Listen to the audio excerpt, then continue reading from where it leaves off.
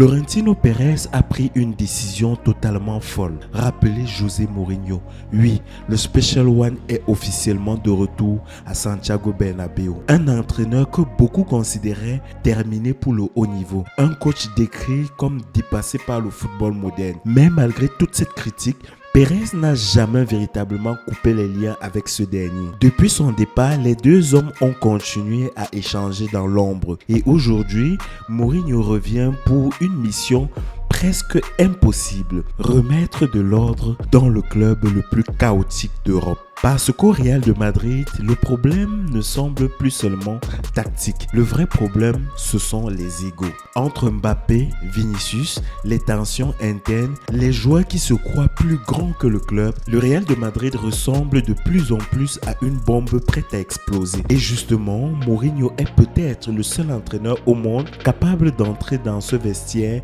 sans avoir peur de personne. Mais ce retour fait aussi peur, parce qu'avec Mourinho, rien n'est jamais simple. Partout où il passe, il transforme les clubs, il gagne, il choque, il divise et souvent il finit par déclencher des guerres internes.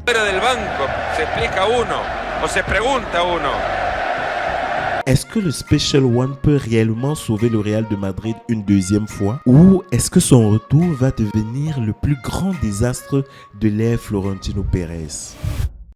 Pour comprendre pourquoi Florentino Pérez a pris ce risque énorme, il faut revenir plusieurs années en arrière. Parce que ce n'est pas la première fois que le Real de Madrid appelle Mourinho pour sauver le club. En 2010 déjà, Madrid traverse une période très compliquée. Pourtant, sur le papier, l'équipe faisait rêver. Avec un effectif fourni tel que Cristiano Ronaldo, Benzema, Kaka, Xabi Alonso, les Galactiques étaient là. Mais malgré tous ces stars, le Real restait incapable de rivaliser avec le Barça de Pep Guardiola. À l'époque, Barcelone dominait absolument tout. Leur football semblait impossible à arrêter. Chaque équipe essayait de jouer comme eux et chaque équipe finissait détruite. Sauf une, l'Inter Milan de José Mourinho. En demi-finale de la Ligue des Champions 2010, Mourinho a réalisé ce que beaucoup considèrent encore comme l'un des plus grands exploits tactiques de l'histoire moderne du football. Son Inter élimine le Barça de Guardiola, pas avec un football spectaculaire, mais avec une organisation défensive monstrueuse, une discipline totale et des contre-attaques meurtrières. Et Florentino Pérez observe tout ça de très près. Il voit un homme capable de faire ce que personne n'arrive à faire: casser la machine barcelonaise. Alors, quelques semaines plus tard, Mourinho débarque au Real de Madrid avec une mission claire: rendre le club à nouveau dominant. Mais très vite, Mourinho comprend une chose importante: il ne pourra jamais battre le Barça en essayant de pratiquer un football plus beau qu'eux. Et après avoir pris une humiliation totale de 5-0 lors du premier Classico, tout change. Mourinho décide alors de transformer complètement le Real de Madrid. Fini le football élégant, fini le jeu ouvert. Le Real de Madrid devient une équipe agressive, intense, parfois même détestée. Bloc bas, pressing violent, provocation, guerre psychologique. Mourinho veut faire sortir le Barça de son confort mental. Il crée une mentalité de guerre. C'était nous contre le monde entier. Et honnêtement, ça marche.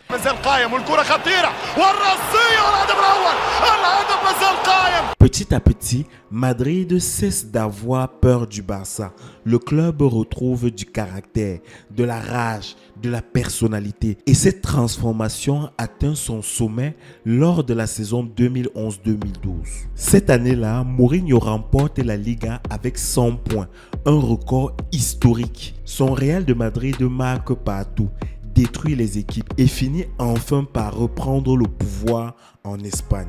Mais derrière les victoires, quelque chose de plus dangereux commence aussi à apparaître. Car oui, Mourinho a toujours eu le même fonctionnement. Au début, il arrive comme un sauveur. Il protège ses joueurs, il crée un groupe soudé, il donne une identité forte à l'équipe.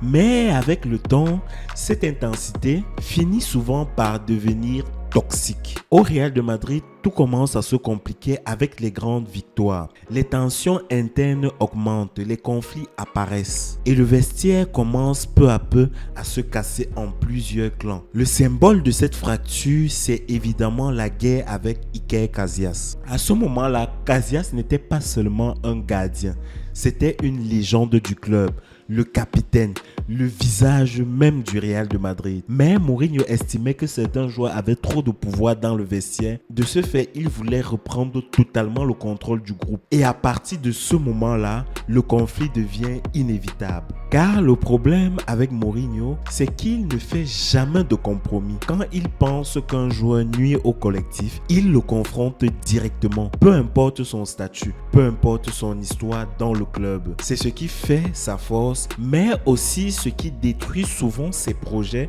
sur le long terme. Parce qu'avec Mourinho, tout est extrême. Quand ça fonctionne, ces équipes deviennent des machines de guerre. Mais quand la relation avec le vestiaire se casse, tout explose très vite. Et c'est justement ce qui inquiète aujourd'hui avec son retour au Real de Madrid. Parce que le football a changé. Le football, il a changé. Les vestiaires ont changé. Les stars modernes ont énormément de pouvoir. À l'époque, Mourinho gérait Cristiano Ronaldo, Sergio Ramos ou Pepe avec une autorité énorme. Mais aujourd'hui, il va devoir faire face à une nouvelle génération de stars comme Mbappé ou Vinicius. Des joueurs suivis par des centaines de millions de personnes, protégés par leur image, leur influence et parfois même protégé par la direction du club. Et honnêtement, c'est là que tout devient fascinant. Parce que Mourinho, ce n'est pas le genre d'entraîneur qui adapte sa personnalité pour faire plaisir aux joueurs. Pas du tout.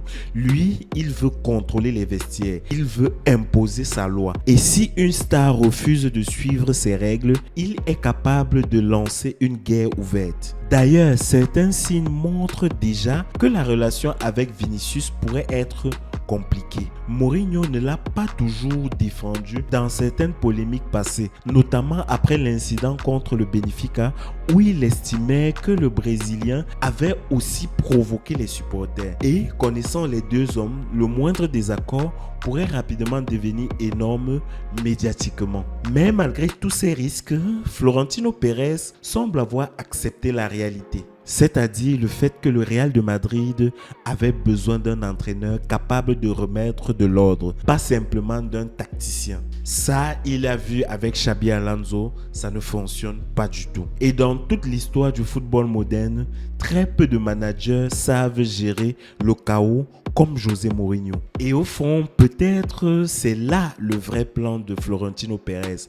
Parce qu'en rappelant Mourinho, il ne cherche pas seulement à gagner des matchs, il cherche à reprendre le contrôle du Real de Madrid. Surtout que depuis plusieurs mois, le club donne l'impression d'être dirigé par les joueurs. Les entraîneurs passent, les problèmes restent. Certains joueurs semblent avoir plus de poids que les décisions sportives en elles-mêmes. La chute de Xabi Alonso aurait d'ailleurs profondément marqué Pérez, car pour beaucoup, Alonso n'était absolument pas le problème. Au contraire, ses idées tactiques étaient modernes. Ses résultats étaient très loin d'être catastrophiques et plusieurs observateurs considéraient même qu'il faisait du bon travail dans le contexte compliqué actuel. Mais dans ce Real de Madrid actuel, quand le vestiaire commence à ne plus suivre un entraîneur, tout peut s'effondrer très vite. Et c'est exactement ce que Mourinho refuse depuis toujours. Lui ne veut pas être simplement un coach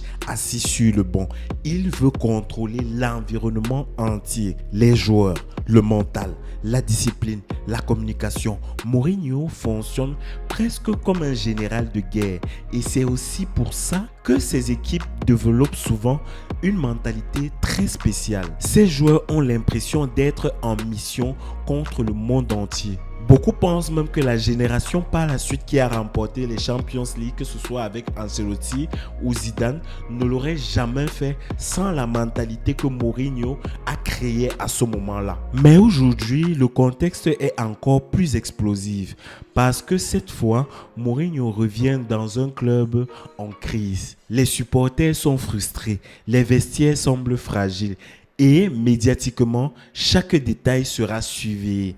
Le moindre conflit avec Mbappé ou Vinicius fera immédiatement le tour du monde. Chaque conférence de presse deviendra un événement. Chaque remplacement de star créera forcément une polémique. Et honnêtement, Mourinho adore ce genre de pression. C'est même là qu'il devient encore plus dangereux. Quand tout semble en train de s'écrouler, il arrive souvent à créer une énergie complètement folle autour de lui.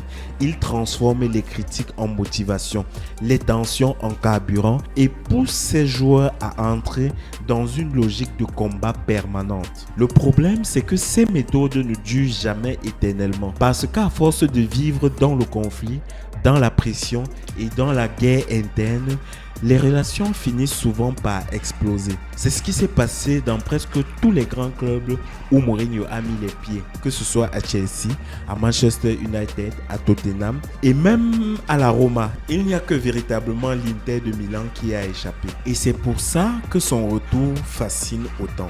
Car personne ne sait vraiment ce qui va se passer. Soit Mourinho relance complètement le Real de Madrid et redevient un héros absolu, soit cette aventure finit dans un chaos encore plus grand que celui dont le club fait face actuellement. Ce qui fait que la vraie question n'est pas de savoir si Mourinho va gagner avec le Real de Madrid. La vraie question est de savoir si le Real de Madrid acceptera Mourinho. Abonnez-vous, likez, partagez, cliquez sur la cloche de notification si ce n'est pas encore le cas. C'était Yvan Prime et on se dit à demain dans une nouvelle vidéo. Bye.